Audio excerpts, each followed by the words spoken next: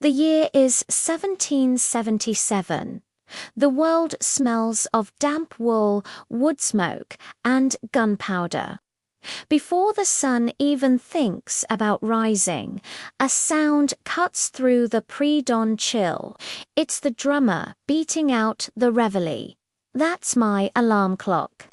I'm a soldier in the Continental line, and this is the start of another day fighting for a new idea, America. My name doesn't matter much. I could be John from a farm in Massachusetts, or Thomas, a blacksmith's apprentice from Pennsylvania. We're all just men, and boys really, who answered a call. Some of us signed up for the promise of land, others for the $8 a month, and many for that fiery word we hear in pamphlets and speeches, liberty.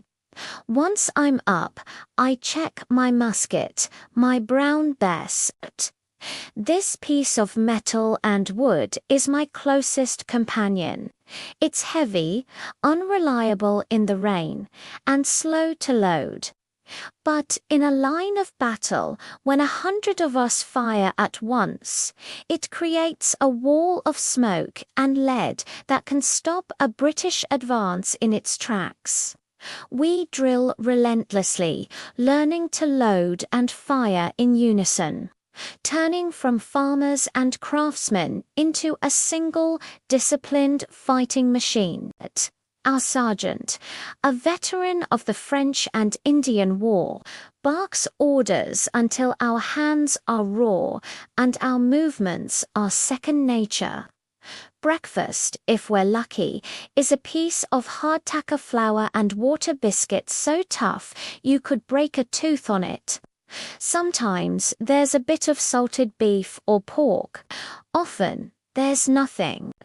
Our uniforms, a blue coat with different colored facings to show our regiment, are usually worn, torn, and faded. The fancy paintings you'll see one day don't show the mud, the patches, or the threads holding it all together. They don't show the winter chill that seeps right into your bones. The days are a mix of monotony and terror. We march for miles on roads that are little more than muddy tracks. Our shoes, if we have them, fall apart. Many of us march barefoot, leaving bloody footprints in the snow. We build fortifications, dig trenches, and stand guard for hours, staring into the darkness, listening for any sound of the enemy. And then there's the battle. The fear is a cold knot in your stomach. You hear the officers shouting commands, the fifes and drums playing to keep our spirits up, and then the roar of cannon fire. You see the British redcoats advancing, a perfect, disciplined line of red. They look invincible. You stand shoulder to shoulder with your comrades, your friends. You load your musket, your hands shaking but steady from practice. The air fills with the acrid smell of black powder. The world becomes a chaotic storm of noise, smoke, and confusion. You just aim, fire, and pray. Why do we do it? It's not just for General Washington, though we'd follow him anywhere. It's for the folks back home. It's for the belief that we shouldn't be ruled by a king an ocean away. It's for the future, a future we might not even live to see. We fight for the idea that our children and their children can build their own lives in a free land. As the sun sets, the drum beats again, this time for tattoo, signaling the end of the day.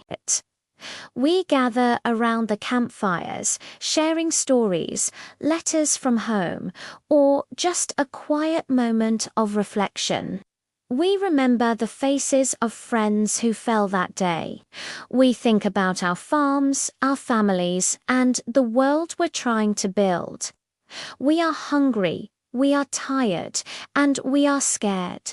But we are here, and tomorrow, when the drums beat at dawn, we will rise and do it all again.